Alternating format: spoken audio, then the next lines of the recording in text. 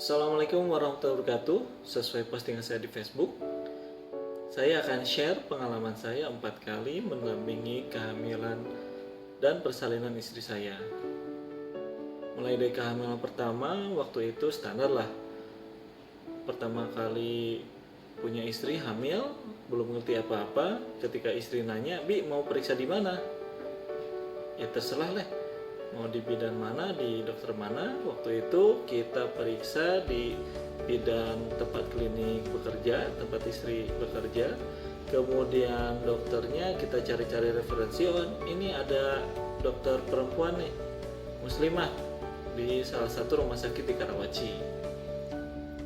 Kemudian dari segi persiapan dana persalinan, saya pikir saya tidak perlu nyiapin gimana-gimana. Kalau di bidan ya cukuplah ada tabungan. Kemudian kalau di rumah sakit saya tinggal bawa surat sakti. Surat sakti itu apa ya? Surat dari perusahaan saya bahwa nanti biaya persalinan akan ditanggung dan lain sebagainya lah. Jadi saya pendek kata bilang ke istri, ntar gampang ada surat sakti dari kantor.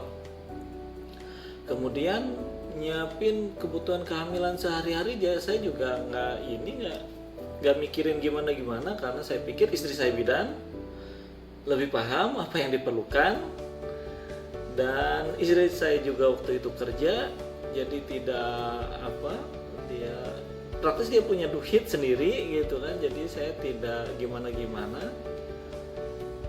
Kemudian gimana nih nanti pada saat kontraksi mau bersalin. Nah waktu itu kami masih tinggal numpang di rumah mertua, dan kebetulan mertua masih ada mobil, jadi yang siaga mertua deh. Jadi dari keempat hal tadi, dari segi milih tenaga kesehatan, dari persiapan dana, kemudian dari sehari-hari kebutuhan kehamilan, kemudian antar jemput ketika mau bersalin, praktis saya hampir tidak punya peran apa-apa. Peran saya paling tadi di surat sakti untuk bersalin di rumah sakit. Kenapa? Karena tadi pertama milih tenaga kesehatan, istri sudah punya referensi sendiri, yaitu di tempat kerja dia. Kemudian dari segi dana persalinan sudah disiapkan kantor. Kemudian dari kebutuhan kehamilan sehari-hari, saya pikir istri saya yang lebih paham. Kemudian pada saat persiapan kendaraan ketika kontraksi datang, mertua saya lebih siaga karena kebetulan mertua saya juga wirausaha, jadi selalu ada di rumah.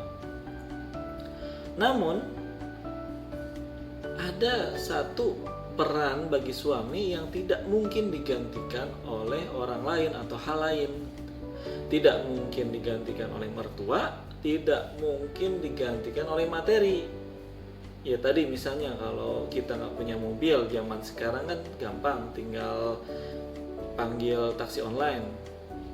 Kemudian dari kebutuhan selama kehamilan, pingin makan apa, pingin nyemil apa gitu kan. Zaman sekarang udah canggih, tinggal order GoFood apa dan lain sebagainya.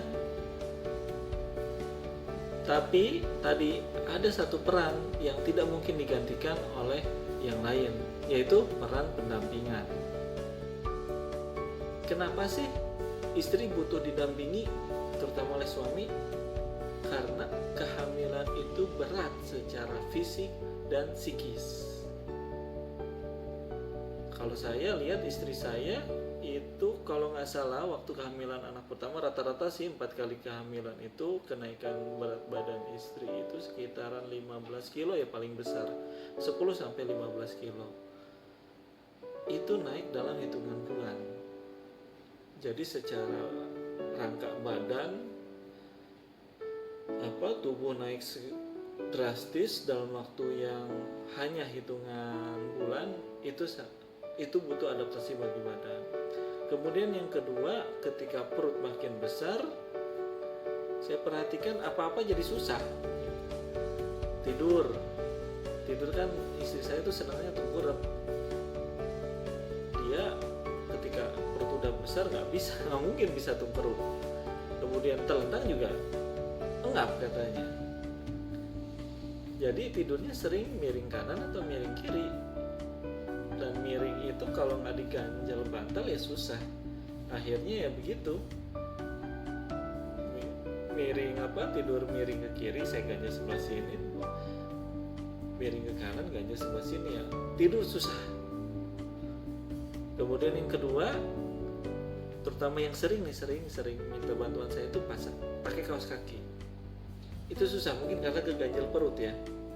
Kemudian sholat, ruku, sujud berat, nahan beban perut. Kemudian yang sering datang itu sakit pinggang. Sering sekali sakit pinggang. Mungkin kalau saya belajar sedikit-sedikit ya, karena memang di panggul itu ada peregangan panggul, ya pasti mengakibatkan rasa sakit. Dan itu normal. 4 kali kehamilan istri saya 4-4nya memang begitu gitu. Dan nggak ada obatnya. Apa yang dia butuhkan itu butuh perhatian saya sebagai suami. Jadi padahal saya cuma ngelus-ngelus doang, ya itu mungkin obatnya gitu. Mungkin secara fisik nggak terlalu berkurang gimana, cuma mungkin secara mental mungkin jauh lebih baik. Kemudian yang kedua tadi berat secara fisik, yang keduanya berat secara psikis. Istri saya itu sangat mandiri. Jadi waktu masih gadis kemana-mana sendiri, naik motor sendiri. Tapi ketika hamil, saya perhatiin kok dalam tanda kutip kok kayak jadi manja gitu. Jadi sering galau, sering marah, ujung-ujung sedih. Awalnya saya bingung. Kemudian lama-lama saya belajar sedikit-sedikit. Oh, ternyata tadi ada hormon yang bekerja pada saat terutama trimester awal kehamilan.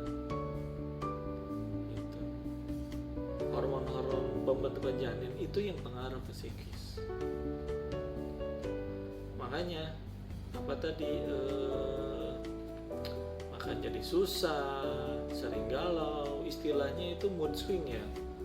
Mood swing, kadang-kadang happy, kadang-kadang langsung sedih. Nah, disitulah peran suami. Kenapa? Gimana caranya istri kita itu jangan sedih terus-terusan. Pernah satu ketika karena anak pertama tiba-tiba istri saya nelfon sedih, takut ini takut itu. Nah, saya tanya, emang kenapa janinnya? Iya, ini Umi baca di buku kuliah ada kemungkinan begini. Lah, saya bilang gak usah lah baca-baca begitu, bikin takut aja. Ya udah, besoknya dia nggak baca-baca. Tapi apa? Tetap galau, tetap sedih. Itu saya tanya, sedih kenapa lagi? Ya ini nih dengar cerita pasien begini begitu. Waduh, nggak baca buku, jadi nggak sedih, tapi dengerin pasien jadi sedih lagi. Tapi setelah saya belajar ya memang itu pengaruh hormon, mau gimana lagi gitu. Disitulah peran kita mendampingi, peran kita ngasih perhatian gitu. Bagaimana agar kita maintain mental istri kita. Kenapa? Agar kehamilan istri kita itu senantiasa nggak cuma sehat tapi bahagia juga.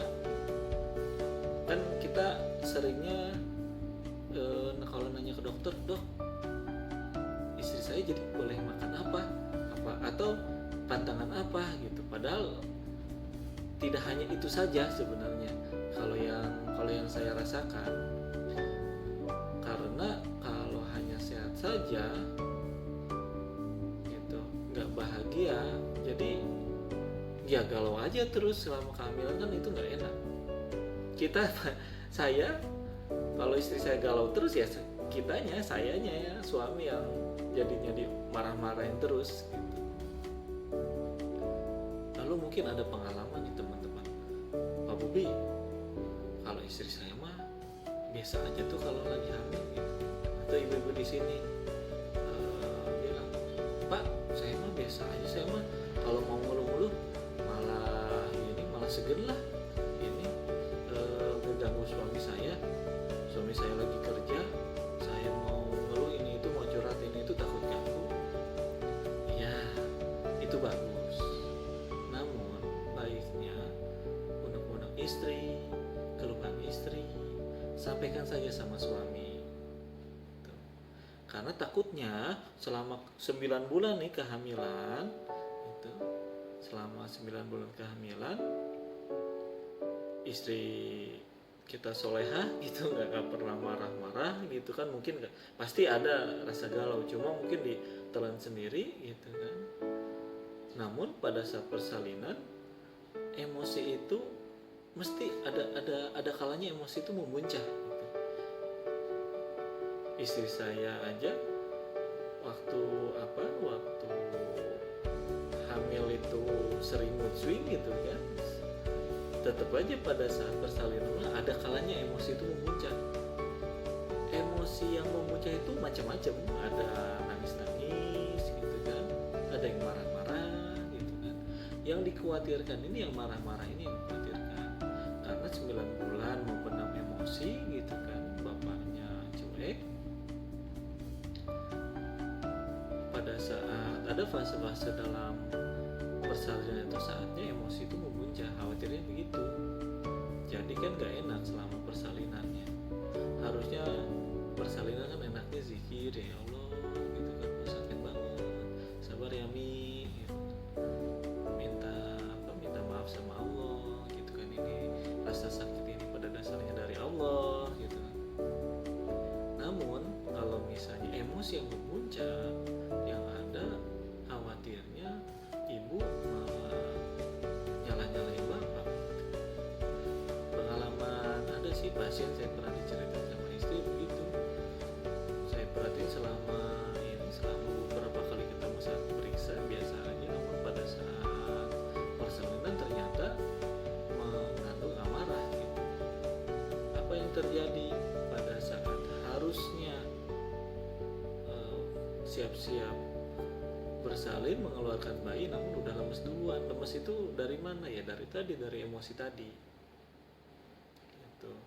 Oleh karena itu, kalau saya sih prinsipnya, Pak, sebelum hamil nih kita biasa gitu, ada unek-unek sama istri, tegur gitu kan, Mi jangan begini-beginilah, jangan begitu-begitulah gitu kan. Kita ada amarah sama istri gitu kan, wah gitu. Namun pada saat hamil harus benar-benar dijaga gitu kan. Bagaimana tadi memaintain perasaan istri gitu kan. Kita capek sekalipun,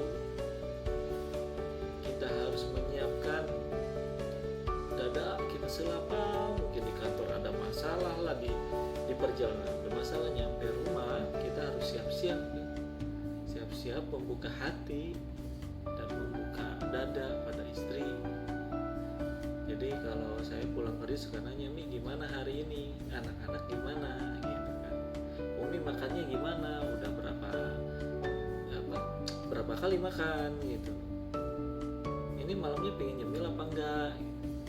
Nah, perhatian seperti itu yang dibutuhkan istri dan tidak mungkin digantikan oleh orang lain. Oke, itu saya share pengalaman saya mendampingi istri saya gitu. Terus terang tadi saya ulangi, kehamilan pertama istri saya tidak mengambil peran apa-apa, belum ngerti gitu. Waktu itu saya anggap istri saya jauh lebih ngerti, ternyata istri ngerti tapi suami tidak ngerti, yang ada ngedumel sendiri. Itu saya alami sendiri, bagaimana beratnya persalinan di kehamilan pertama. Walaupun alhamdulillah normal, namun kemudian 9 bulan istri saya mengandung lagi, ternyata istri saya curhat gitu kan, Bi begini lah, emang kenapa, kemarin kan alhamdulillah bisa normal. Ya harusnya ini sih enaknya begini begitu. Oh, dari situ ya pelan-pelan belajar lah. Ternyata memang banyak hal yang harus diperbaiki. Kemudian saya perbaiki di kehamilan istri saya yang kedua gitu kan, perhatian saya, penampilan saya lebih intens lagi. Kemudian saya perbaiki lagi di kehamilan anak ketiga. Kemudian saya perbaiki lagi di kehamilan anak keempat. Agar apa?